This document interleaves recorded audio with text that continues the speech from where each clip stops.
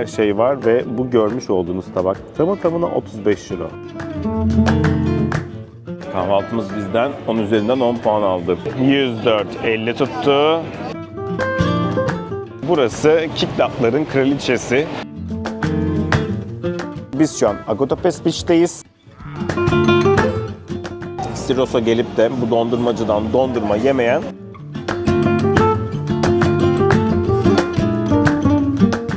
lokum satan mağazaları görebiliyorsunuz. Adanın her yerini mermerlerle kaplamışlar. Yemek seçimlerim her zaman iyidir.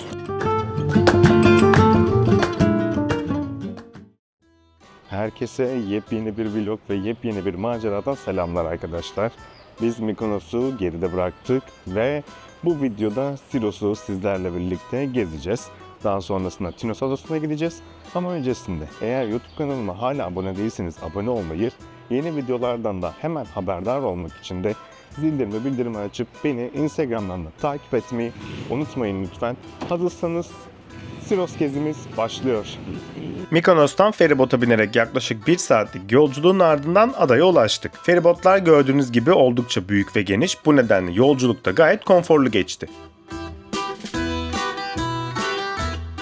Konaklama için ise çok güzel ve tatlı bir stüdyo kiraladık. Özellikle balkonu oldukça keyifli. Burada oturup günün yorgunluğunu atmak ve manzaranın tadını çıkarmak gerçekten çok güzel oluyor.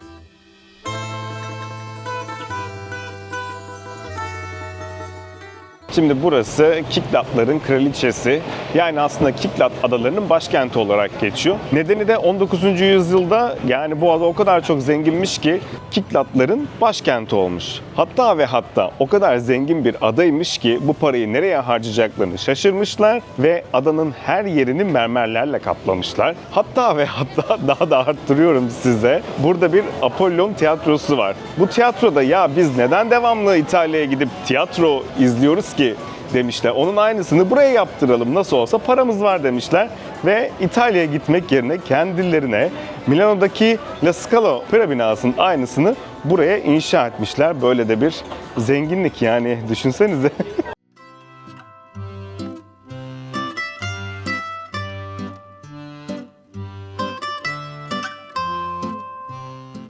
Siros'un merkezi Ermopoli'deyiz. Burası adını ticaret tanrısı olan Hermes'ten alıyor. Burası aslında klasik bir Ege adasından çok 19. yüzyıl aristokrasi şehri. Şu an bulunduğumuz Mioli Meydanı ise mermerlerle kaplı anıtsal bir alan. Meydanın en dikkat çeken yapısı Atina'daki ünlü binalarda da imzası olan Alman mimar Ziller'in tasarladığı belediye sarayı. Burası akşam saatlerinde yerel halkın buluşma noktası haline geliyor. Şu anda da sanırım bir basket gösterisi var. Onun için hazırlık yapıyorlar. Hemen yan tarafında da arkeoloji müzesi var.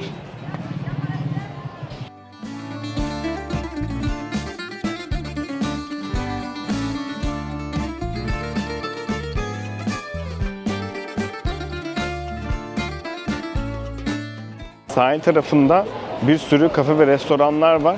Bayağı da kalabalık. Bütün herkes neredeyse buralarda oturuyor şu an gördüğünüz gibi. Siz de geldiğinizde belki burada günü batırıp yorgunluk kahvesi içebilirsiniz.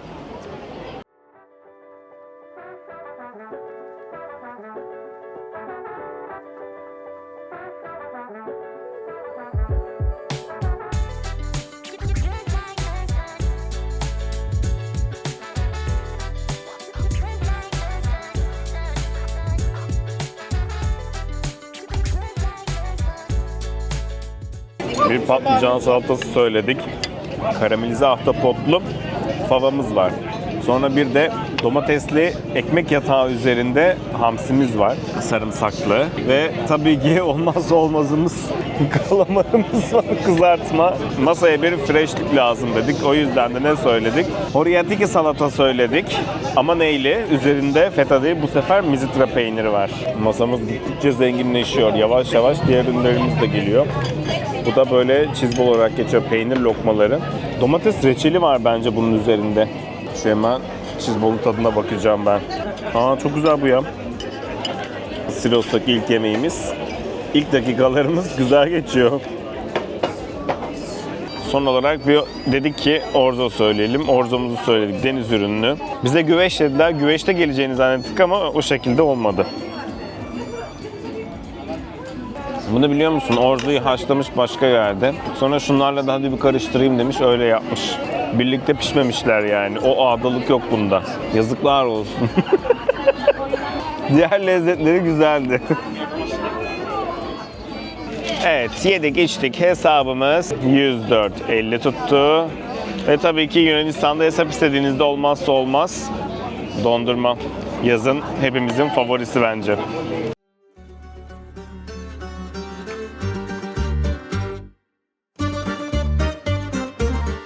Günün ilk kahvaltısı.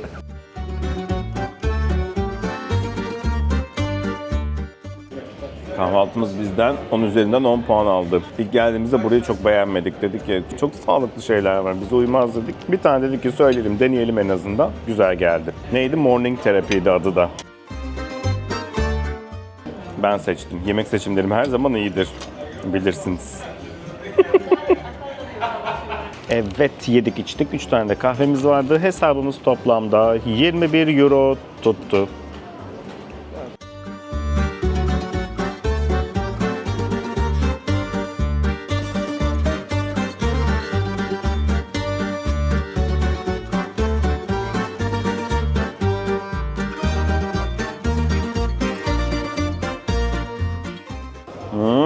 Geldik mi ikinci kahvaltıya?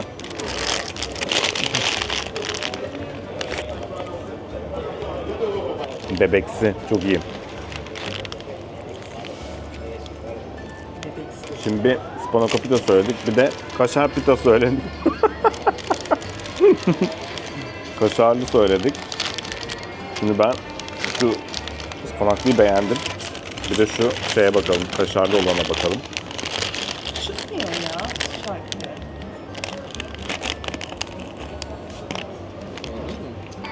Bu da çok güzelmiş ya. Toplamda ne kadar ödedik bunlara? 4.80. Bir tane kaşarlı, bir tane de ıspanaklı vardı.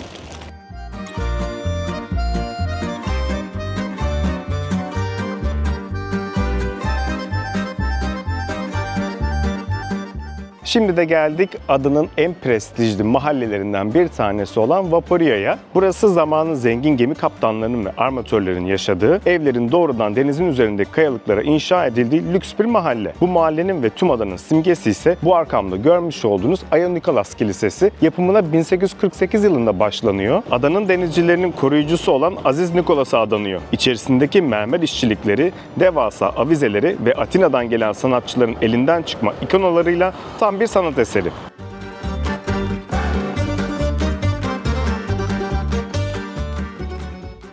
Kilisenin hemen önündeki kayalıklar ise adanın en popüler deniz noktalarından biri. Burada kumsal yok, tarihi konakların altından doğrudan derin maviye atlayabiliyorsunuz. Biz de mi atlasak şuradan aşağıya doğru?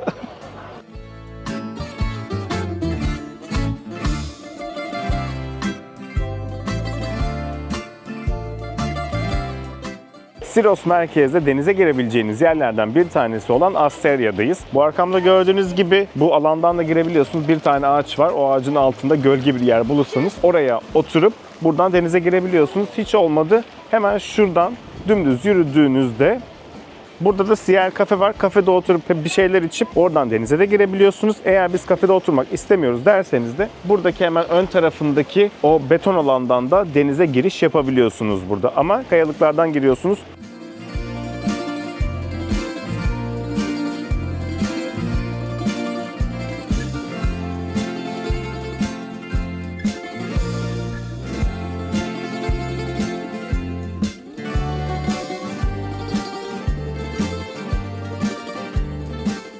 Şimdi hani size ilk gün ara sokakları gezerken bahsetmiştim ya, Apollon Tiyatrosu diye. Şu an oraya geldik. 1864 yılında açılan bu bina İtalya'daki dünyaca ünlü Milano La Scala Operası'nın mimari olarak mini bir kopyası. Zamanında adada yaşayan zengin tüccarlar ve armatörler sanata o kadar düşkünmüş ki Avrupa'dan opera topluluklarını adaya getirebilmek için bu binayı inşa ettirmişler. İçerideki ahşap localar, kadife koltuklar ve tavanındaki sanatsal işlemeler adadaki zenginliğin ve vizyonun ne boyutta olduğunu çok iyi de gösteriyor.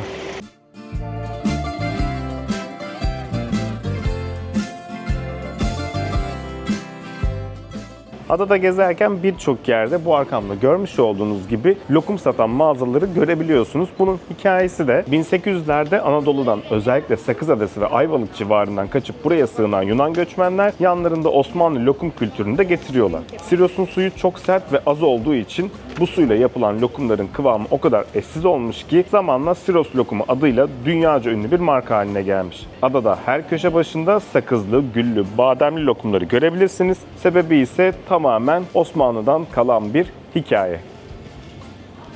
Biz de şöyle bir denemek için karışık lokum aldık. Bir de mastikalı böyle helva gibi dedikleri bir şey vardı. Ondan aldık. Sizlerle birlikte bunun tadına bakalım. Çok ilginç bir detay bence. Adanın suları çok sert ve acımtırak olduğu için lokumu bununla yapınca lokumun kıvamının daha farklı olduğunu ve daha lezzetli olduğunu öğrenmişler ve o yüzden de Siros lokumu dünyaca meşhur olmuş.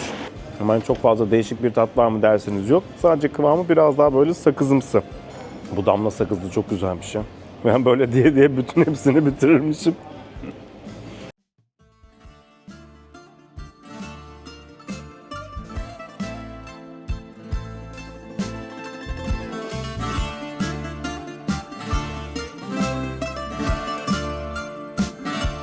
Ada olduğu için haliyle ulaşım biraz sıkıntılı olabiliyor ve taksi seçenekleri de çok az. Ama hemen limanın karşısında Eko diye bir benzin istasyonu var. Onun yan tarafında adanın çoğu yerine ulaşabileceğiniz otobüsler mevcut. Aklınızda bulunsun, otobüsler Eko'nun yan tarafından kalkıyor. 2.20'den falan başlıyor fiyatları. 1.10, 1.70, 2.20.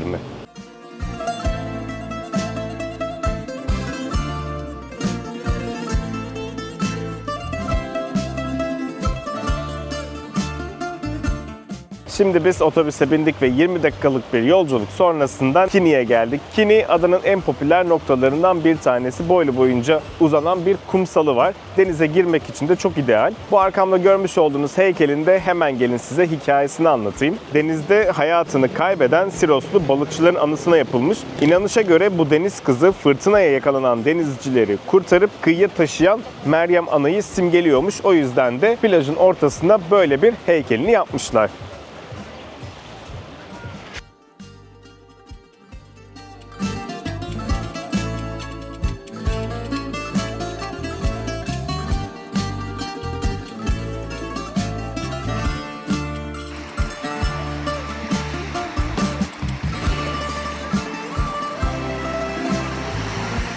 Bu arada şezlonglar tabii ki de ücretsiz. Ama şöyle ücretsiz. En azından hani bir kahve falan içerseniz ücretsiz. Ama kahve içmezseniz, hiçbir şey yiyip içmezseniz kişi başı 5 euro ödüyorsunuz şezlonglara. Bilginize.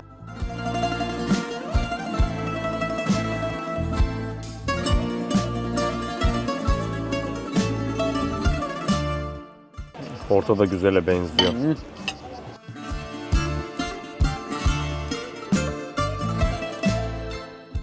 Vallahi yemekler çok güzel. Çok iyi. Oh.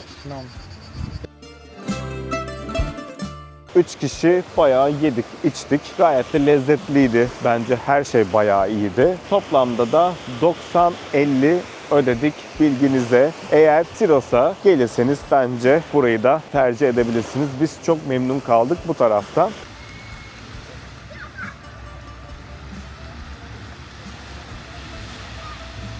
Biz Kini'yi o kadar çok sevdik ki güneşi de burada batıralım dedik.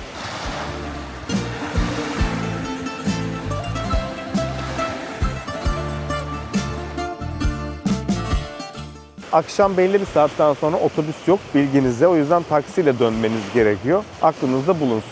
Sadece kruz gemileri geldiği zaman çok fazla taksi bulunmuyor. Onun dışında taksiyle ilgili bir problem olmuyormuş diye söylediler. Bir salata söyleyeyim, tabağımız bu. Bu nedir arkadaşlar? Ahtapot kızartması. Kızarmış ahtapot. Bunu yağda kızartıyorlar bu arada. Domates köftesi. Şimdi bu da armorikya, bizde deniz fasulyesi olarak geçiyor. Bakın. Tipi de bu şekilde. Bu benim olmazsa olmazım feta memeli ke susami. Yani baklava yufkası içerisinde feta var. O şekilde kızartıyorlar. Üzerine sonra bal ve susamla bu şekilde servis ediyorlar. Bak ahtapotundan karidesine, karidesinden midyesine, midyesinden balına her türlü Her şey var ve bu görmüş olduğunuz tabak tamı tamına 35 euro. Evet, yedik içtik hesabımızda toplamda 112 euro tuttu. Şaka gibi ama değil. 112 euro.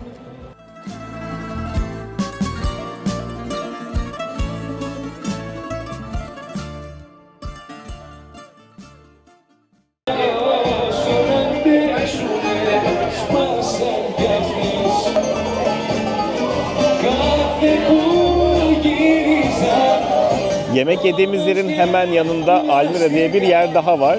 Orada canlı müzik de vardı. Şimdi biz yemeğimizi bitirdik. Bir şöyle bir şeyler içelim diye Almira'ya geldik. Ben bir sokak partisi bekliyorum artık. O hep Reels'larda falan gördüğümüz insanların sokaklara kadar taşıp dans ettiği anı bekliyorum.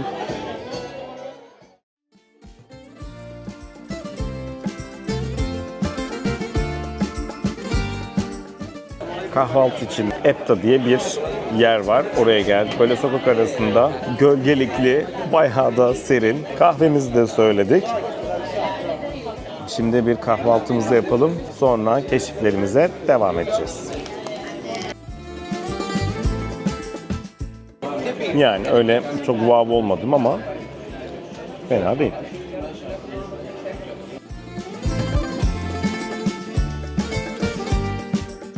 Şimdi biz sabah erkenden kalktık. Nereye geldik? Agotopes Beach'e geldik. Agotopes'te de Ono Beach var. Buranın en meşhur ve en pahalı beach club'larından, beach'lerinden bir tanesi. 2 tane şezlongumuz, bir tane de armut yastığımız var. Toplamda 40 euro ödedik. Bir de ileride Vary Beach var. Vary Beach'in plajı da, denizi de çok güzel. Sonra da Azolimnos diye bir yer vardı. Onun daha ilerisinde havalimanına yakın olan Azolimnos Beach. Orası da gayet iyi. Adanın en çok övülen plajlarından bir tanesi olarak geçiyor. Eğer vaktimiz olursa oraya da gidip size göstermeye çalışacağım. Dediğim gibi biz şu an Agotopes Beach'teyiz. Bakalım sonrasında gidecek miyiz bir yerden ama bence hiç gitmeyecekmişiz gibi geliyor. Çünkü burayı çok sevdik.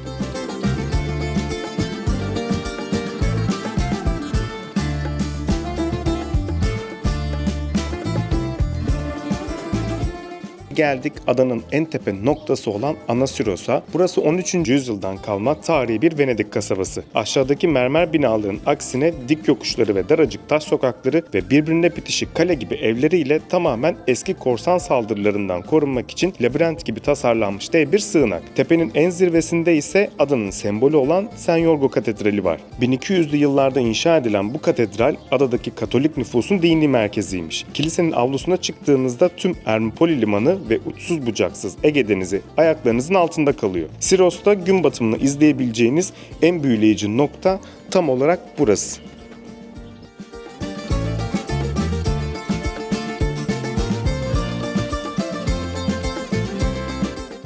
Böyle merdivenlere oturuyorsunuz, içeceğinizi alıyorsunuz ve buranın tadını bu şekilde çıkartabileceğiniz Theosis denilen bir yere geldik. Burada gerçekten çok güzel yerler var, çok güzel restoranlar var, manzarası da inanılmaz. Bakın o size bahsettiğim yer de burası.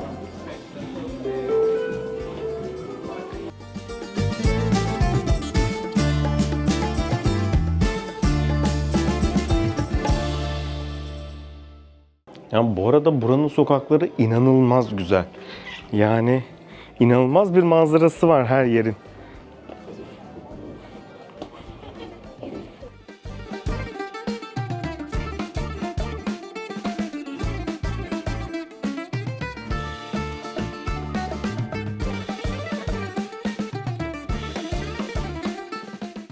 Ben tükendim.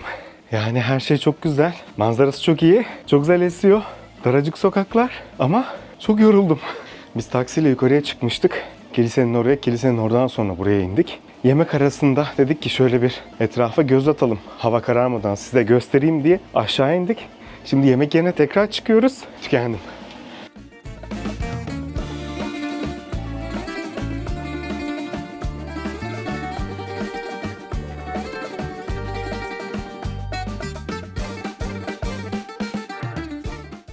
Peynire bayıldık.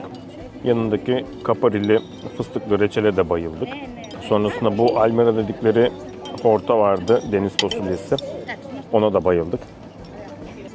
Şimdi sıra geldi börülceye.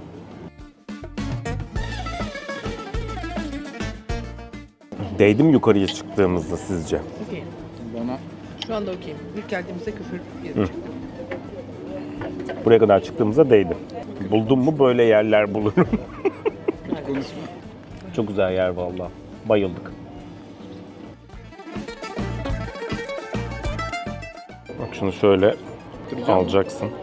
Şuradan şöyle bir sosa batıracaksın. Sonra bir şey söyleyeyim, bu da çok iyi be. Vallahi. İlk gün gittiğimiz yerden daha güzel. Ben bunu bayağı beğendim ya, bu çok güzel. Yemeyeceksen yiyebilirim. Çok zorlama kendini. Ben yemeyeceğim zaten bunları. Peynir daha mı söylesek diye bir şey geldi ama ben hayır demem. Beni biliyorsunuz.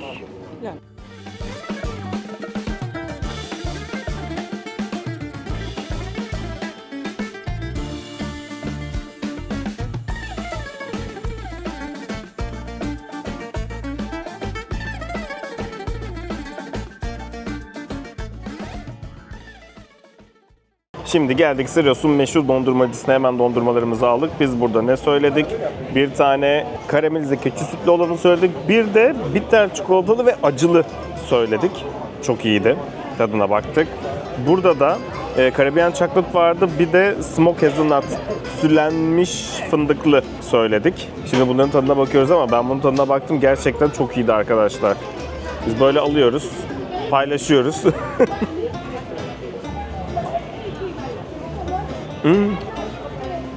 Oha. Şu şeyin tadına bak. Tütsülenmiş fındık. Çok iyi tadı. Bir dakika, elime damladı, onu da yemem lazım. Siros'a gelip de bu dondurmacıdan dondurma yemeyen çok şey kaybeder, benden söylemesi. Çili böyle yiyorsun. Bir tane çikolatanın tadını alıyorsun, sonra damağının arkasında böyle acı bir patlatıyor. Ama çok güzel tadı. Dondurmayı yemeye çok geç gelmeyin. Erkenden gelin, dondurmanızı yiyin, yoksa kalmıyor, bitiyor. Şimdi biraz da Ermopoli'nin akşamını gezelim dedik. Bu arada biz çoğu yere taksiyle gidiyoruz ya da otobüste gidip taksiyle dönüyoruz. Otobüs fiyatları 2.20, taksi fiyatları da 15-20 euro. Taksi çağırdığınızda bir 5-10 dakika sonra tekrardan arayın diyorlar. Biz her seferinde 2 defa aradık. Ama isterseniz ekstra ücret verip taksiyi istediğiniz saatte, atıyorum 4'te ben beach'ten ayrılacağım diyorsunuz. Ekstra bir 5-10 euro gibi bir şey ödüyorsunuz. Ve taksiyi o şekilde ayırttırabiliyorsunuz kendinize. Ama araba kiralamak da diğer güzel bir seçenek de olabilir burası için.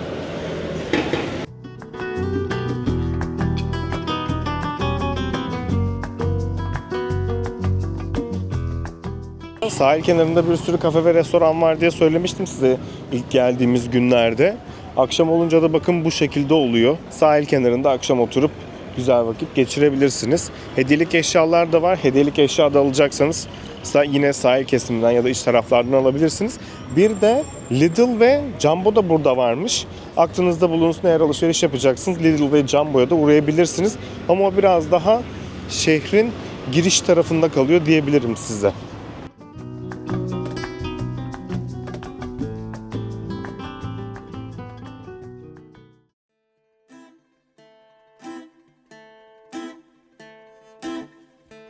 Size Sirius'la ilgili bir de çok ilginç bir bilgi vereyim. 1970'lerde seri üretilen ilk modern elektrikli arabalardan birine ev sahipliği yaptı. Bu yüzden araba tarihinde de çok ünlü bir adı olarak geçiyor Sirius. Çok ilginç değil mi? Ben de bunu bilmiyordum. Buradaki bir yerelden öğrendik. O söyledi bize. Sirius videomuzun burada sonuna geldik. Bundan sonraki durağımız Tinos olacak. Kanalı takip edip abone olmayı unutmayın. Tinos'ta görüşürüz. Hoşça kalın.